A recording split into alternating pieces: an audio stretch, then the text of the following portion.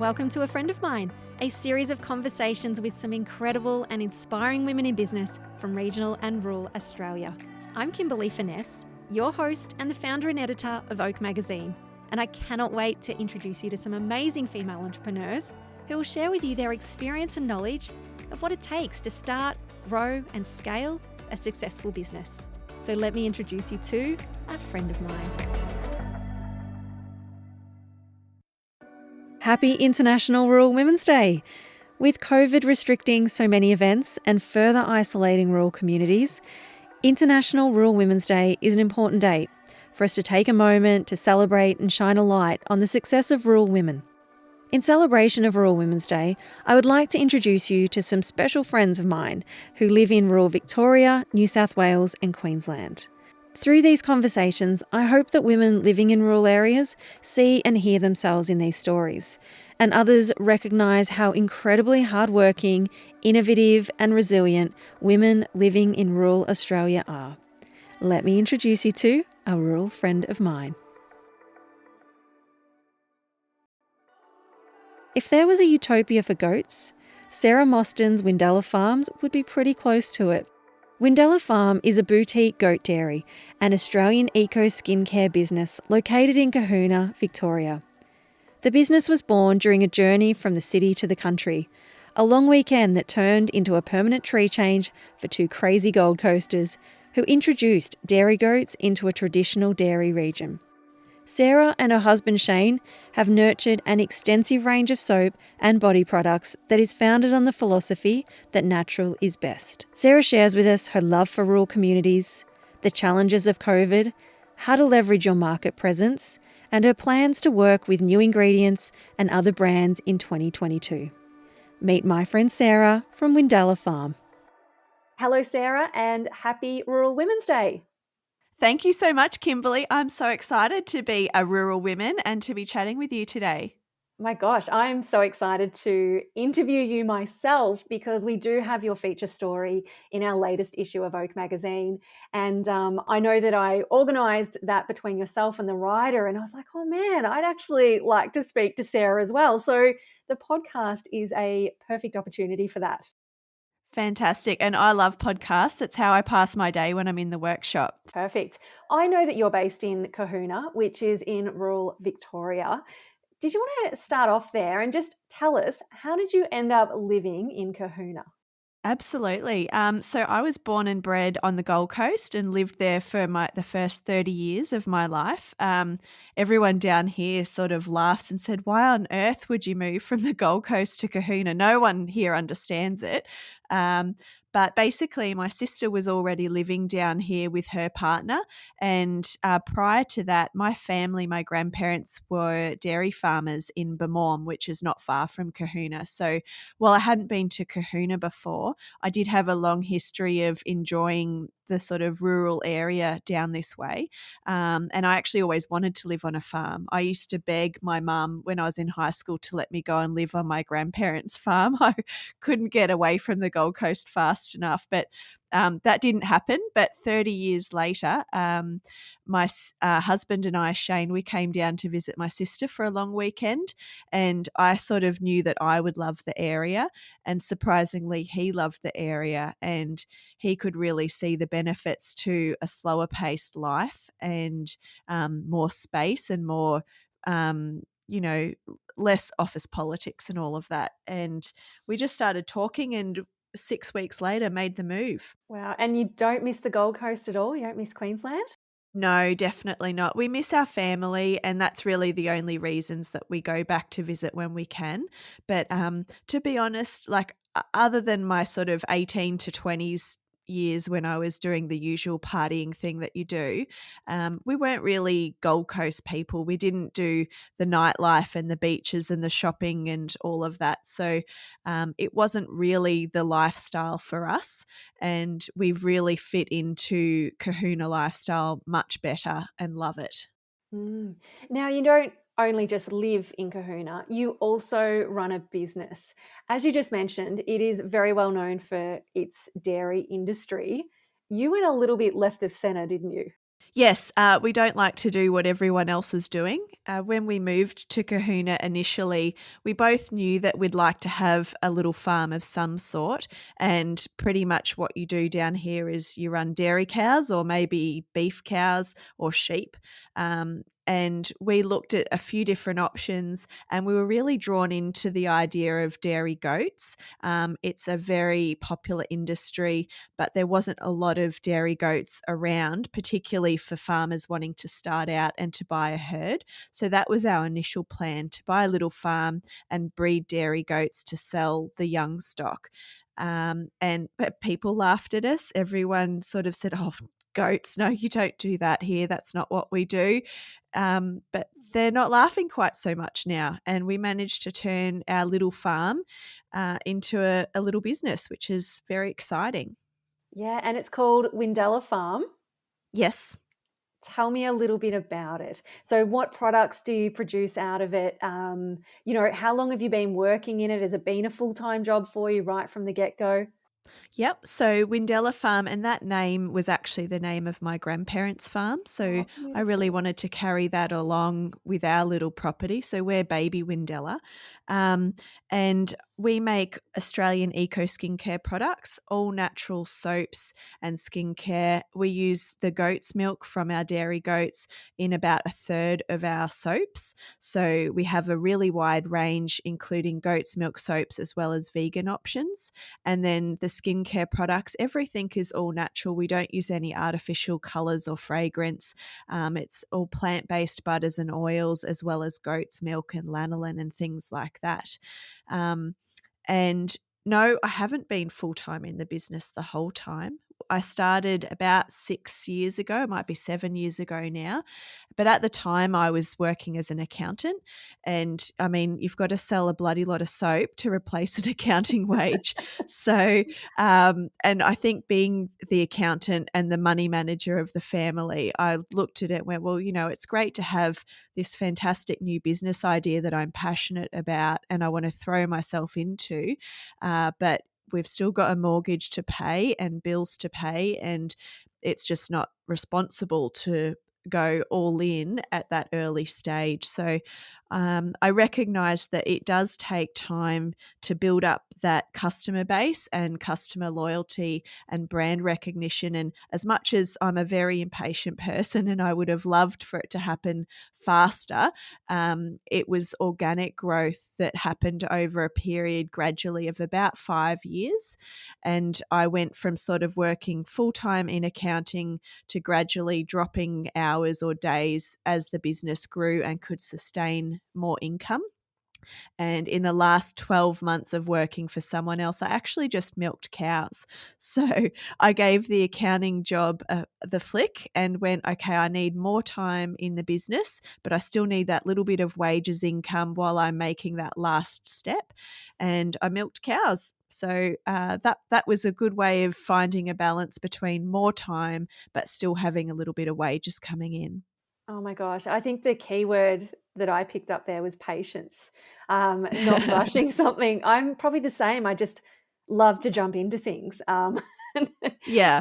I mean, a 5-year plan to me just blows my mind. I'm like, I really? know, Like and that? I No. I am yeah, I am such an impatient person, and probably in my head, I thought it might take 3 years, and maybe I could have made the leap earlier, but I'm probably more conservative and always making sure that we're meeting our budget, and I didn't want the financial stress. So I did it very organically and gradually, and it's now been about a year of me being full-time in the business, and I absolutely love it.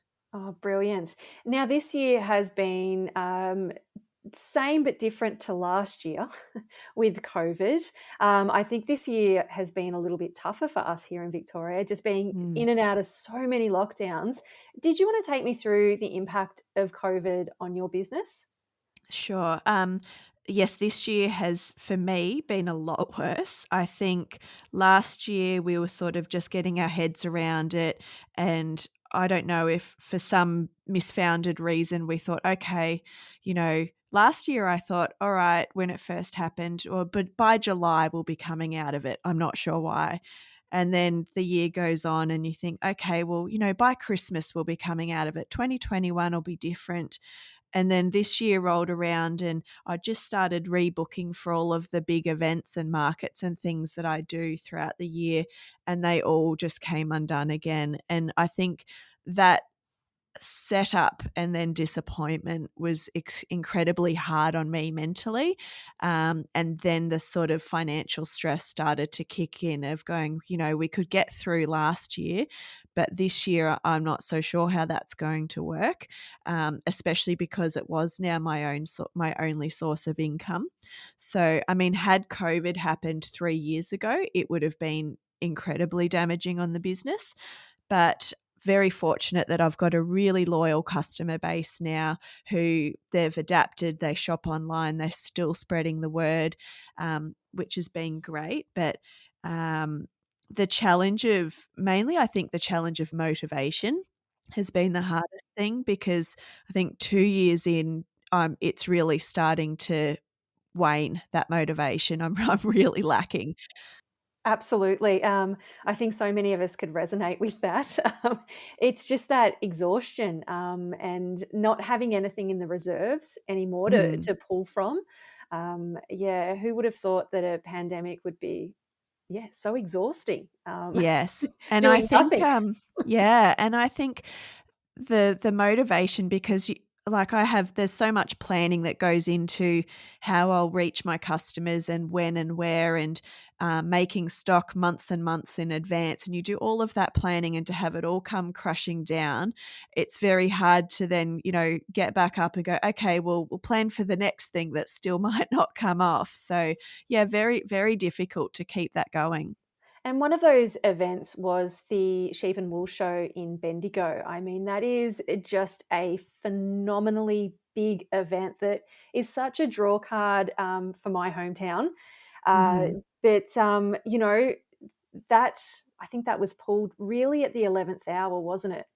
Yes, it was, and that was for me. I was so excited. I'd done months and months of preparation. I was so excited to be back out at our first big event in a year, or more, and I'd done all the work, spent all day setting up, and there was sort of little buzzers going around all day. "Oh, I think we're gonna be back in lockdown." I'm like, "No, don't be ridiculous. No, there's hardly any cases."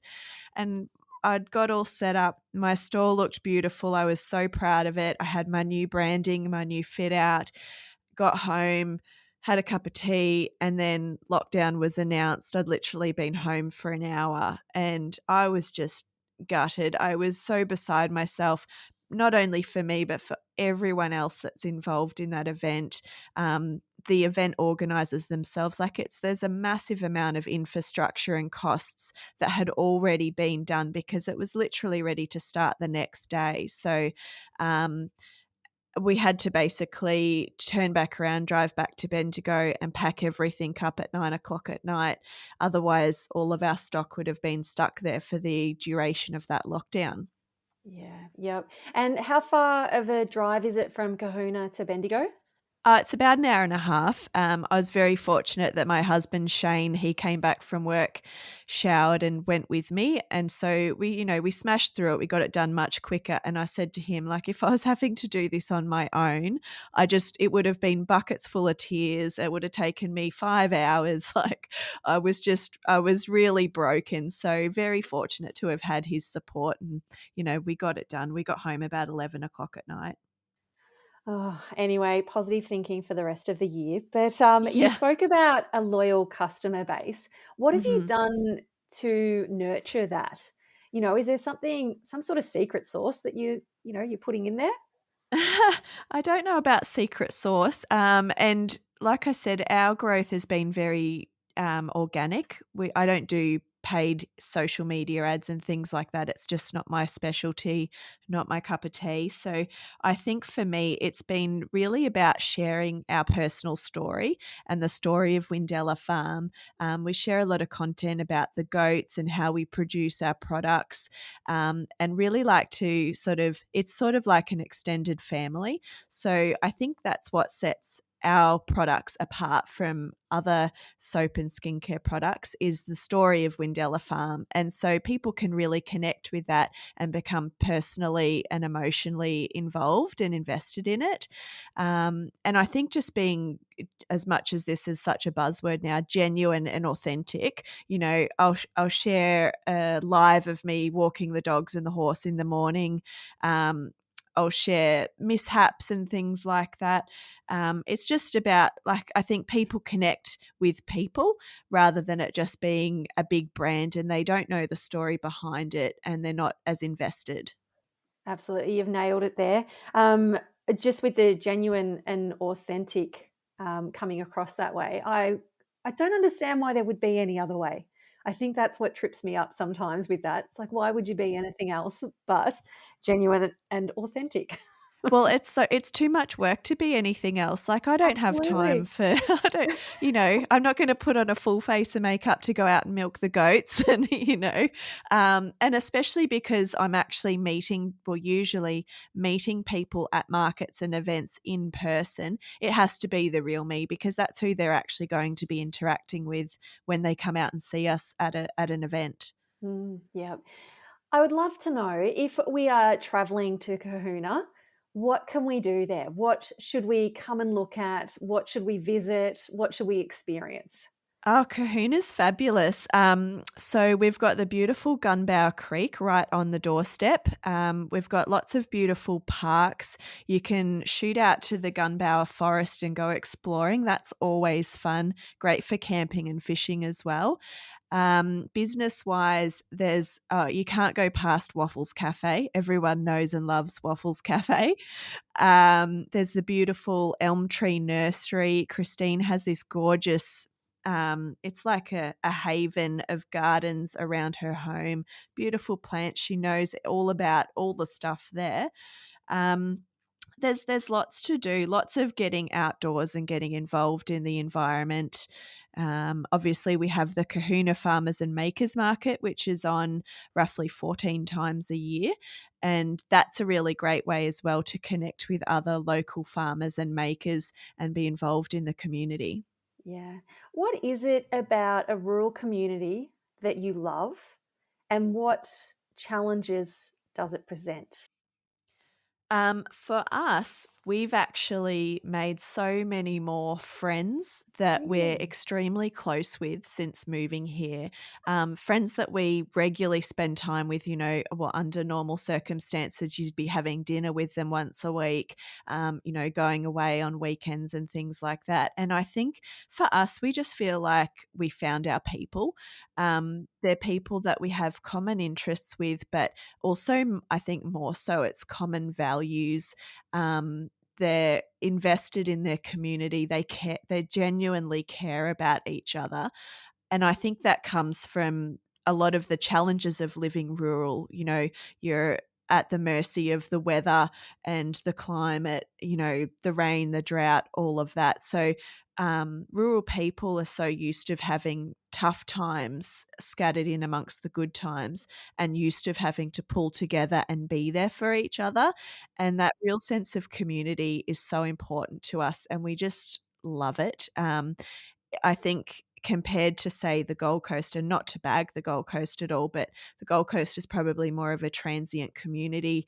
You don't really have that broad community investment in what's happening in the town, whereas I really feel that that is here in Cohuna, and it makes you want to be a part of things. Like, we would never have been involved in um, community things like Progress Association and things like that on the Gold Coast. But here we want to be a part of it. And we want to be a part of building a town that people love and are passionate about.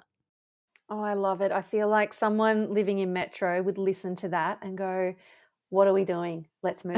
Yeah. Well, I think there's a lot of people feeling that way at the moment. I mean, you can't buy a property in Cohuna at the moment. Everything is selling like hotcakes. People wanna make that tree change, and I mean, it was the best decision we've ever made. We could never go back to living in the suburbs.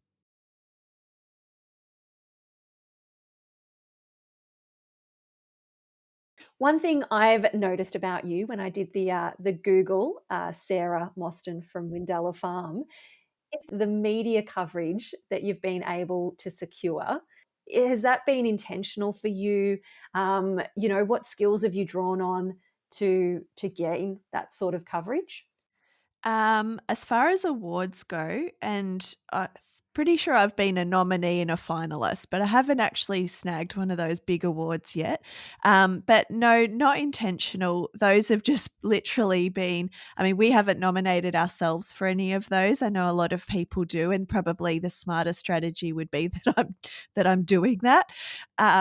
But there've been, loyal customers and followers that have nominated for us for those, and that's been, really special to think that someone's thinking of me and my business in that way.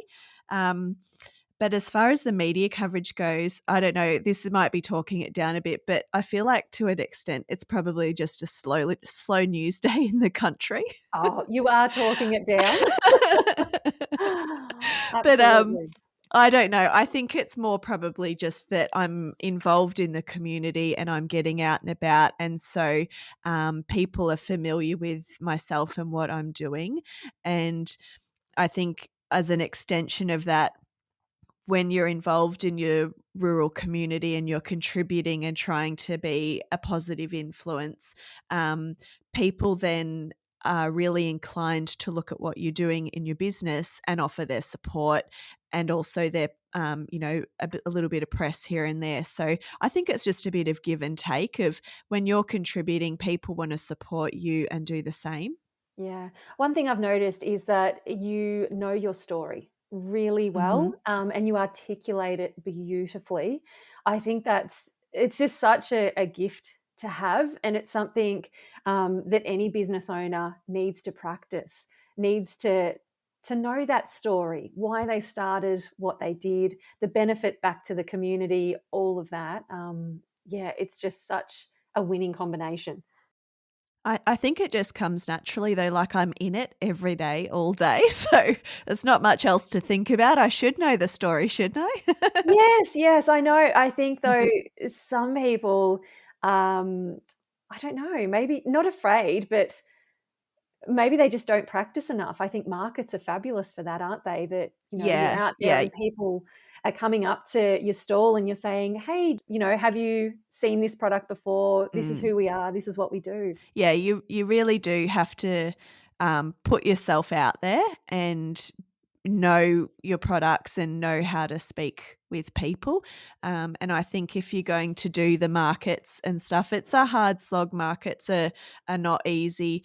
But sometimes you look around and you see stall holders that sort of they do all their setup, it looks fabulous, and then they sit on their camp chair and scroll through their phone, but don't engage with the customers. And for me personally, if I was strolling through a market, I would want to spend my money at the stalls where they're actively participating and engaging with their customers. So I think that's just sort of market 101 to be, you know, um, happy and personable and chatting with the people that have taken the time to stop by your stall. Yeah, great advice. So what's next for Windella Farm? What does 2022 look like? Well, I've got some working on some collaborations, which I've also released this year, but looking to work with other exciting brands and businesses and just sort of think outside the box a little bit.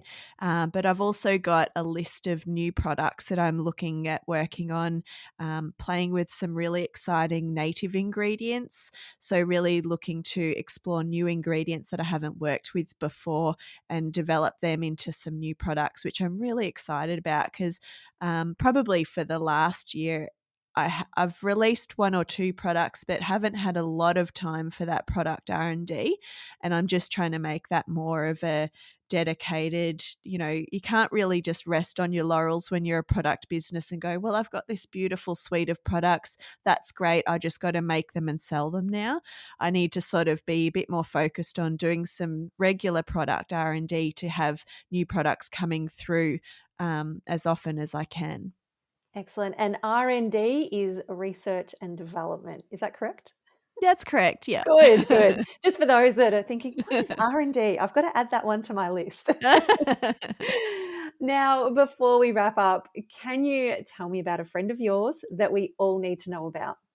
I sure can. I'd love to tell you about my sister, Elise. I call her Megs because she used to be Ginger Megs when we were kids. But my sister, Elise Crompton, she has really put herself out there in the last 2 years. She's gone and got herself trained as a cosmetic tattoo technician. So Cohuna now has the best eyebrows in all of regional Victoria, I'm quite sure. So she's set up her beautiful studio. She's fully qualified. She's done loads of sessions at this point, and she can do all of your cosmetic tattooing. So lips, eyebrows, eyeliner, all of that. And I'm really proud of her because she's really put herself out there. It doesn't come natural to her to be in a service industry, but she's super passionate about the services that she offers, and she's doing great things. Like, she really makes her customers feel welcome and at ease because it's a very personal service that she's offering. You know, you're really up close and personal and doing something incredibly permanent on people's faces. And she just has a way of making people feel really confident, and she is very professional. So her business is called TBL Cosmetic Tattoo, and they're in Cohuna. Oh, what a good sister you are. And I think we all need a cheerleader every now and then while we're starting out, just to tell everyone about our products and our. Absolutely. Brilliant. Now, I just want to say a massive thank you because everyone that subscribes to Oak Magazine receives one of your delicious soaps. My office smells divine. But also, I opened that box and there was a little gift in there for me. Thank you. I was wondering, I'm thinking, has she not opened that box yet? She mustn't have. Oh my gosh, I didn't open it really until Friday, until we started packing orders. And I'm like, I thought that might be the case.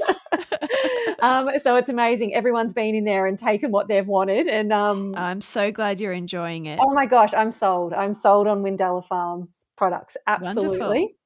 And I can't wait for all those who have subscribed to receive a bar of soap and experience your beautiful products as well. So thank you. Me too. Thank you. Thanks for letting me be involved in it. Oh, it's a pleasure.